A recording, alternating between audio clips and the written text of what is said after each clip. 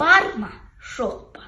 Бұл жазудың көмегі, ой шимайлау отбасының өнері, қойнымнан қалам қағаз кетпейді, мұғалімнің баласымын себебі. Мұғалім ғой, анам менің мұғалім, мен анама таға алмаймын сірәмін. Қауыр жұмыс, қалың қағаз бас алмай, кей күндері қайнатпайды құманын. Босаса да он шекердің кенепі, таусылса да кейда сүйдің қорегі.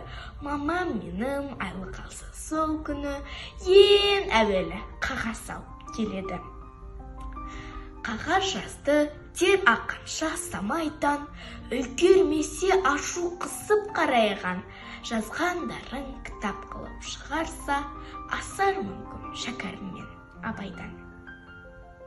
Мақтау алса бір шәкірті жетелі, төбе көкке тимей қалар екелі. Оқушысы сөгіс алса егерде, біздің үйге теріс әсер етеді. Үйден шығып, үйге кірер күйбенмен, қиындығы көп жұмысау сүйгенмен. Анам мені мұғалім болған соң, өз асымды өзім істеп үйренгем. Кейде кетер мектеп жайы мекен деп, кейде келер ауырғаннан бетер боп, мұны көріп іште ғана тілеймін, еңбегі оның бағаланса екен деп. Мереке құтты болсын, құрметті ұстаздар!